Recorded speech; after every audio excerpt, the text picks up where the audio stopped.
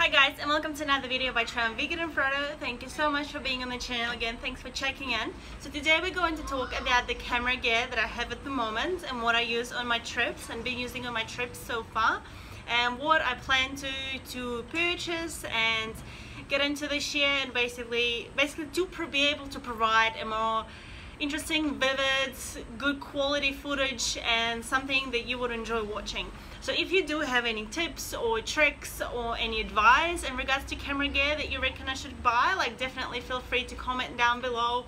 Or if you think my understanding of something isn't quite 100% correct, like, you know, definitely share your opinion and your view, and I would be very keen and interested in reading it and learning from you guys as well. So if you're interested in this video, please keep watching. 1, 2, 3, 4.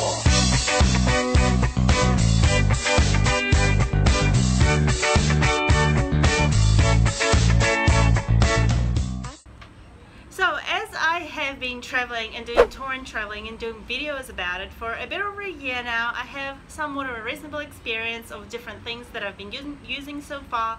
And I'd say one of the most recent trips that I've done, the one cycling through America, I have had, you can say, the most amount of stuff with me in regards to camera gear and things.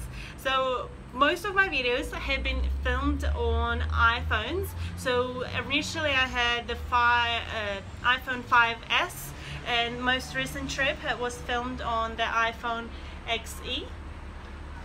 I don't know if it's written on it, but anyway, this is iPhone XE, so it's like one before 6S, which I'm actually filming you guys on at the moment.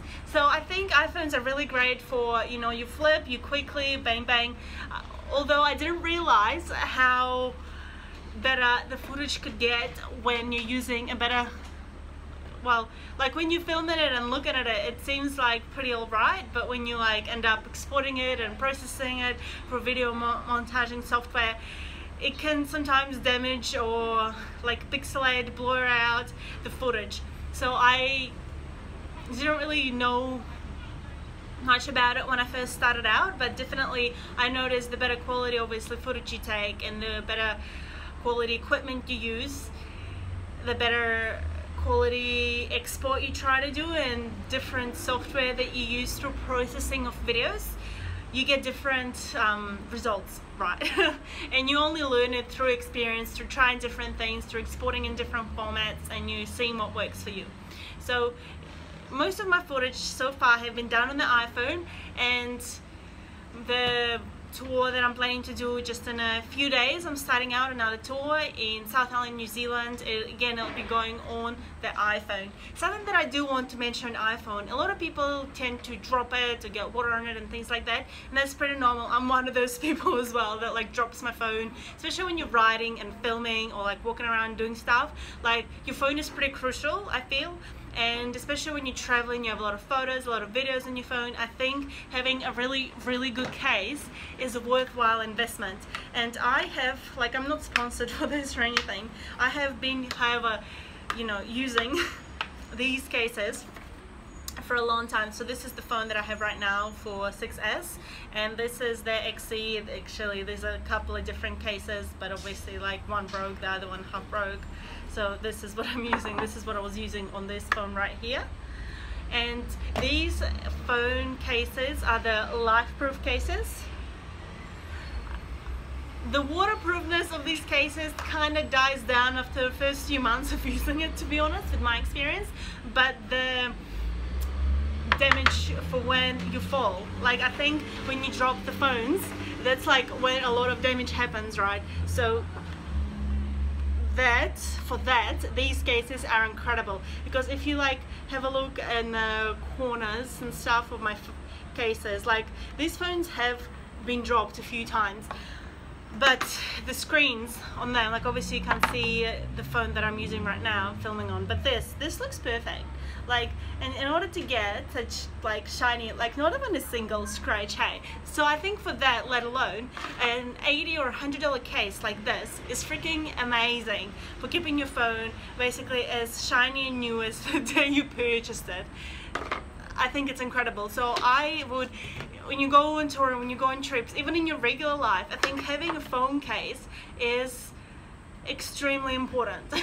Seriously. So whatever case you're into, I know there are a few different brands out there that people prefer. Like, make sure that you have a good case, because if you're riding, you take up, you grab your phone out, you do like a little video or whatever, and if it falls on the road, like, you know, you're gonna be very stressed out and worried about your phone. So just to easily minimize that, get a good case, and it will definitely be worthwhile, because your expensive phone, because for some reason these little smart things are expensive, it'll be worthwhile. So last trip I've taken my DSLR camera with me, and this is one of my more favorite lenses at the moment out of the lenses that I have. This is the Nikon D7000, and this is that Kina camera, Kina lens. These are the specs right there, you can have a look. But basically my favorite thing about this lens is that it takes really wide angle. Like, it's a really wide angle lens, and it's very beautiful. Like, it makes really cool photos, very interesting photos, and I'm really into that. Another effect that I really enjoy in my cameras is aperture. It's that bokeh effect, right? When you have your subjects very clear, sharp and in focus, and the background it's very blurred up. I think that's really cool and very beautiful. So I'm really into that, and that lens has some of that effect, but I have a couple of other lenses that are a lot more focused on that and have a range of aperture and so on. But I have taken a few shots, like night shots, with this lens recently, and that was very good as well. But I suppose there's a lot of stuff to do with the camera as well, like the specs and such. So I've taken that on my tour in America, and I'll tell you what, this thing is freaking heavy, especially if you're cycling with it for a reasonable distance. So I wouldn't actually recommend taking a heavy DSLR onto your tour unless you have like a year of cycling and you can't live without your DSLR.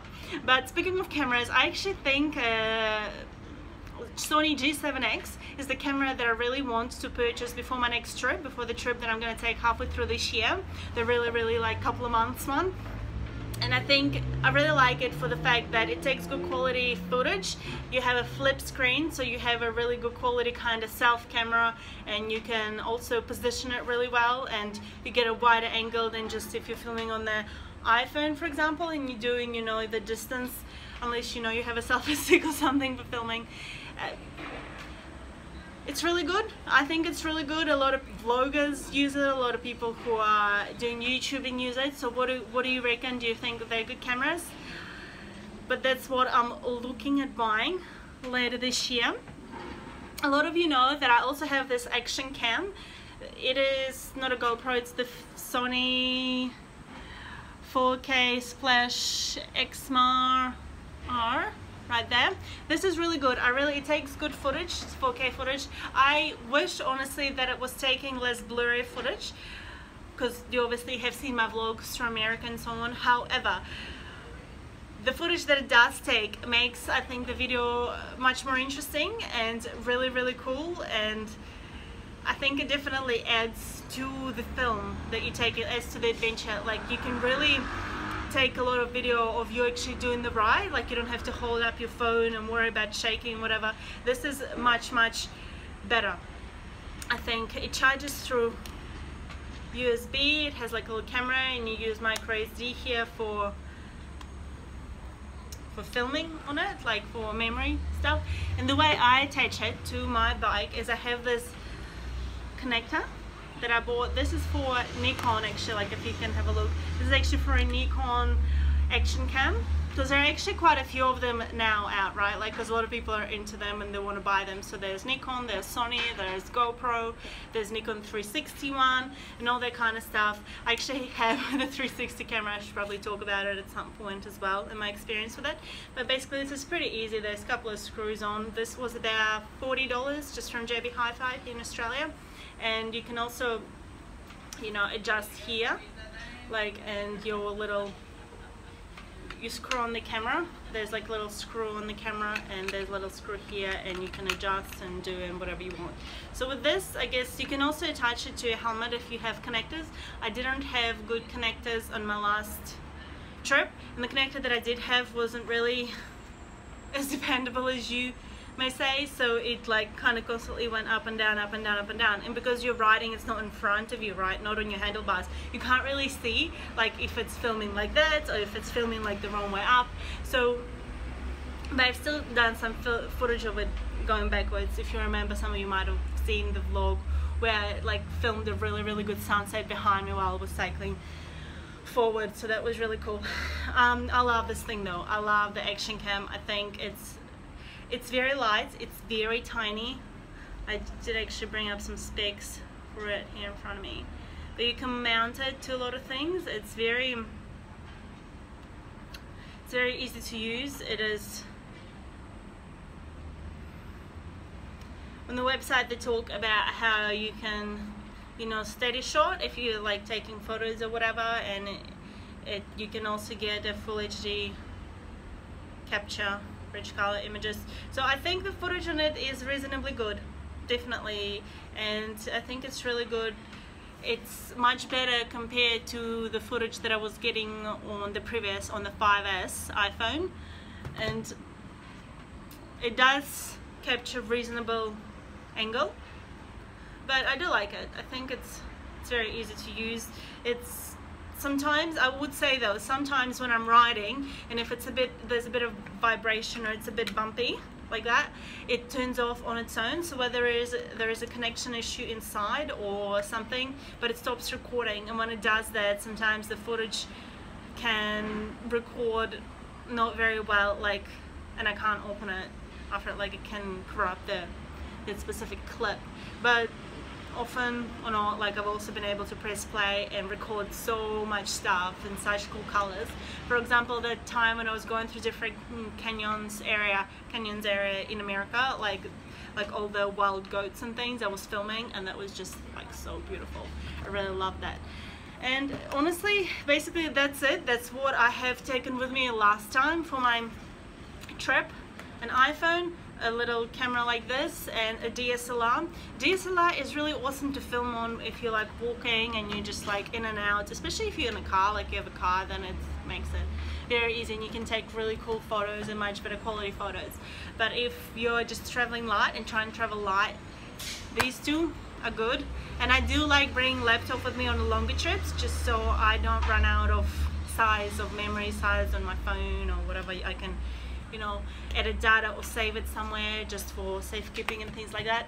For the next trip, not the one that's literally coming out really soon, but later this year, I would also love to get a drone. Now I have some experience with drones and flying drones, recording videos on drones, and I'm looking at Mavic or a Spark at the moment. The Phantoms are really awesome, DJI Phantoms, and they're beautiful, but they're really big.